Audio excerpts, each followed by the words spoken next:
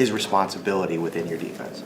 Yeah, I think just the nickel position overall around the league has gained in popularity, in value, and I think Taryn has been a big part of that, really, with how he has played and how we use him. So he's had not just this year, but he's had, to me, very solid seasons the last couple of years, and to watch him grow in his career, watch him grow with his family, has been one of the joys of coaching. How important has he been to Terrell? Well, I think the continuity of having Micah, Jordan, and Taryn certainly helps together. So it's really a combination of those three in helping TB and his growth and his development and his confidence, especially early on in the season. Sean, no Dallas got it for the Eagles. Did you see their offense change in terms of prioritizing Smith and Brown more on Monday night? A little bit. I think more just the 10 personnel and the fast personnel groupings, probably more than anything. Do they run the same stuff, those two receivers, or do they have their own little style? Who's that? Devontae Smith and A.J. Brown. And A.J. I mean, they, in terms of separate question you're saying now? Yeah, where they line up, what kind of routes they run? I mean, they're both really good players. I'll start there. Their play styles is definitely different, one from the other.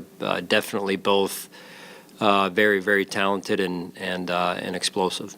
What have you seen from Dorian that gave you the confidence, I think, the Denver game, to put him out there, spy a little bit after kind of taking a step back weeks earlier when he was kind of trading off with Tyrell Patson? Yeah, I mean, he's a young player, and he's got a great mindset. He embraces any and every role that we've thrown at him this year, and so Milano, if you remember, used to do that a little bit at times, and so obviously Matt's not available, and so you look for a player that fits that mold a little bit, and Dorian does. How did Taylor come through practice yesterday? I know he was limited. Was there any sort of setback there, or is he just not? No, just still feeling it, and so just based on where we think it's headed, we're just going to rule him out for the game at this point. So, John, what's Justin Shorter been up to, and how's he been looking? Yeah, I mean, he's still going through the IR process there, Tim, and we evaluate every day, every week, as to where he's at in terms of coming back. How can you evaluate that? I mean, I'm sure there's things that you can do, even like how he handles his day-to-day business or whatever, but when a guy's on injured reserve, is there, I don't know, if there's any insight you can give just in general on how you can evaluate somebody that you really don't have a book on, you don't really know, you got to go back to college really to see?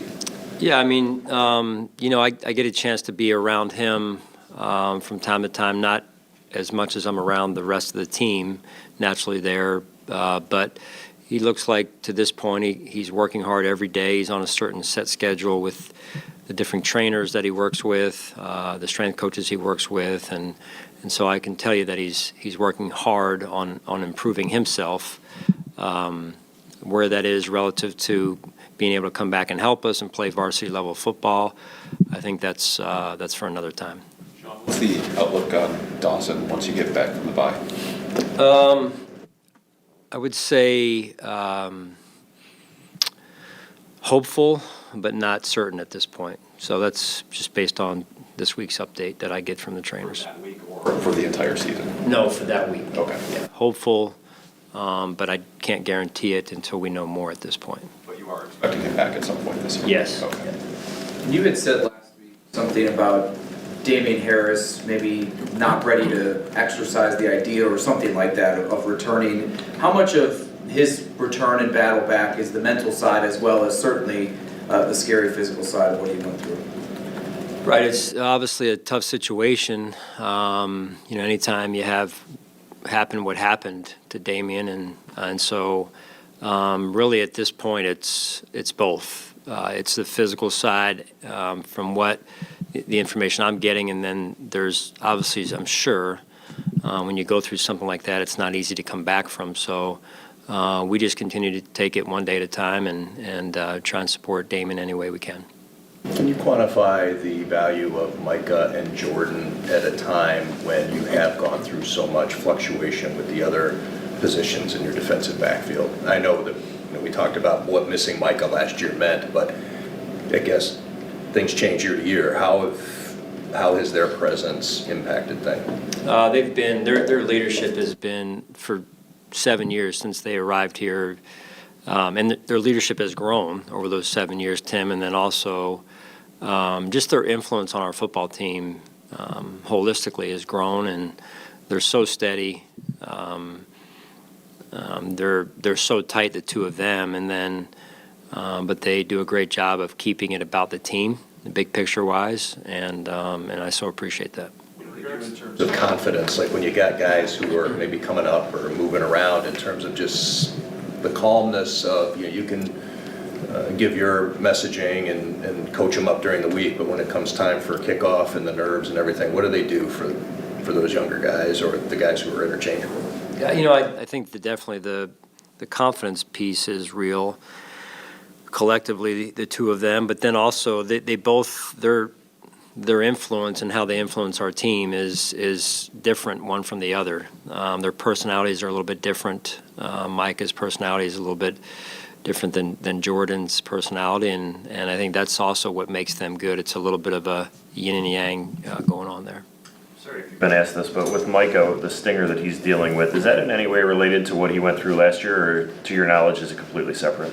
I feel like in my mind they're related, but from a medical standpoint, I can't say that it's specific, the same exact thing. But it's overall, I think it's generally related in some form, and so that's the best I can tell you right now. In general, is there ever a difference, like going into the bye week in terms of Moon coming off a win or a loss? And for this team specifically this year, with the ups and downs you guys have had, the injuries, just how big could it be for this team to go into the bye week coming off a win against a good team and sitting at 7-5 on the season? Yeah, I mean, we're focused on this game to that point.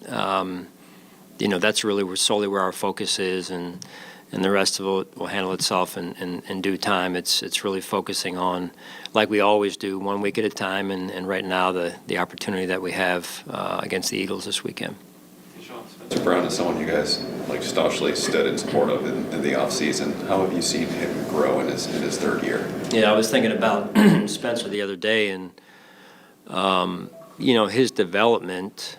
I think you got to credit Spencer himself, number one, and then Coach Cromer and Coach Gunn, number two, and the resources that we have in developing a player. He's been rather consistent, I would say, and that has grown through the course of this season. His health was, at times, his availability, I would say, was at times inconsistent early on, and that has also become more consistent. Credit to him and our training staff as well. So, there's fertile soil and fertile ground for us to develop players, and you guys have seen it. I think this is one great example of us doing that. And again, I think it's got to start with the player. You've got to be open to being coachable and making the adjustments that you have to make, and he's